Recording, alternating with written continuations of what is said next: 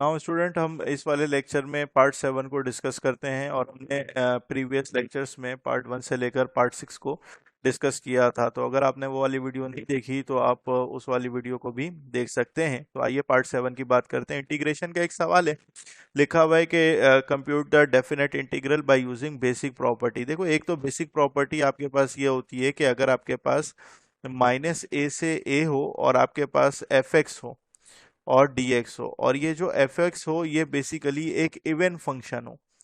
ठीक है, even function हो तो ये बराबर होता है 2, और यहाँ 0 से लेकर a हो जाता है और fx हो जाता है और dx हो जाता है।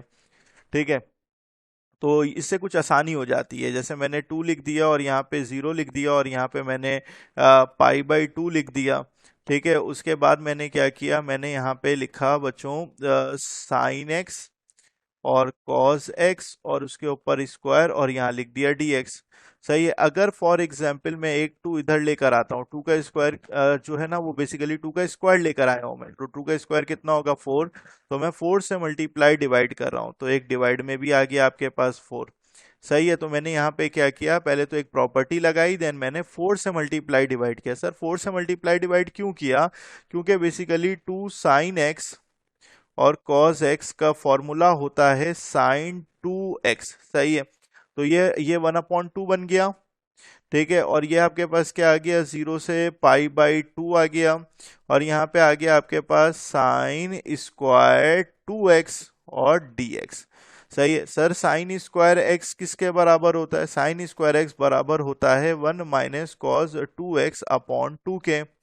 तो इसको हम जब ओपन करते हैं तो ये हो जाता है 1/2, यहाँ पे हो जाता है 0 से π/2, ये हो जाता है बच्चों 1 minus cos 4x upon 2। Sir आपने यहाँ पे 2x लिखा, आप यहाँ पे 4x लिख रहे हो, तो बच्चों अगर 2 एंगल होता है तो यहाँ पे 4 आता है। सही है ना, अलग अलग करके लिख दो। तो ये 2 से मल्टीप्लाई होके ये बन जाएगा 1/4, ये आ जाएगा 0 से π/2 सिर्फ dx क्योंकि 1 है, माइनस 1/4, और ये भी आ जाएगा 0 से π/2, और यहाँ पे आ जाएगा cos 4x और dx। सर 1/4 है ना, तो 1/4 तो वैसे ही लिख दें, कुछ नहीं होगा तो x आ जाएगा, लिमिट लगेगी 0 से π/2, -1/4, कॉस है, कॉस का होता है साइन 4x, अपॉन में भी 4 आएगा, एंगल का डेरिवेटिव अपॉन में लिखते हैं, और लिमिट लगेगी 0 से π/2। ठीक है, तो ये हो जाएगा 1/4, लिमिट अप्लाई करेंगे तो π/2 -0। ठीक है, यहाँ पे -1/16।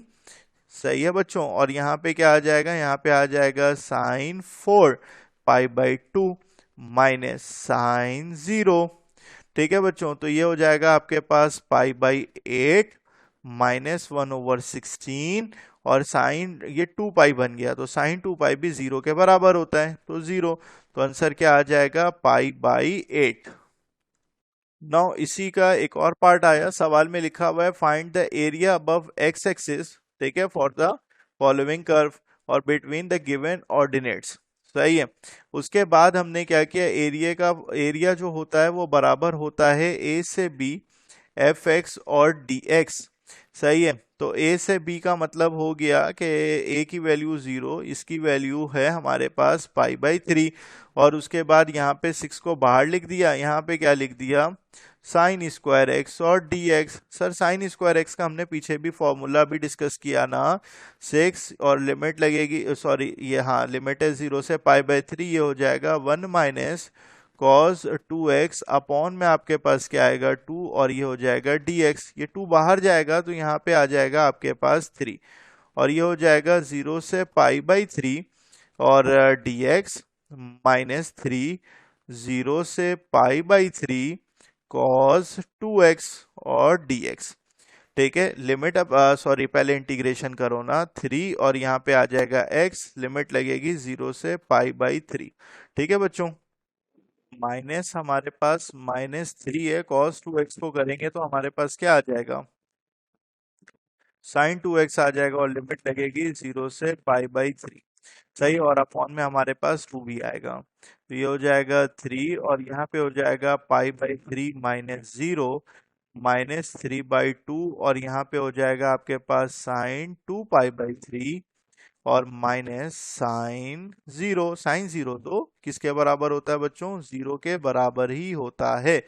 ठीक है बच्चों, अब उसके बाद ये क्या हो जाएगा, इससे ये कैंसिल हो जाएगा, तो आंसर सिर्फ बचेगा पाई। -3/2 sin 2 पाई/3 की वैल्यू निकालेंगे तो वो √3/2 होगा।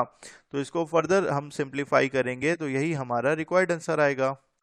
तो स्टूडेंट, हमारे पास अब सवाल मौजूद है। सवाल में लिखा हुआ है the line segment joining P -8, 10, मैंने यहाँ पे एक पॉइंट बना दिया -8, 10, और Q 6, -4, तो ये 6, -4 बना दिया। इस cut by X axis and Y axis. X axis को जो कट कर रहा है वो ए पे कट कर रहा है, और वाई एक्सिस पे जो कट कर रहा है वो किसको कट कर रहा है, बी पे कट कर रहा है। Find in what ratio A and B divides P Q, किस रेशो से पी क्यू को डिवाइड कर रहा है। तो एक्स एक्सिस पे किसको कट कर रहा है, ए को कट कर रहा है। तो यहाँ पे हम लिखेंगे when line cuts x axis ना, एक्स एक्सिस एट ए।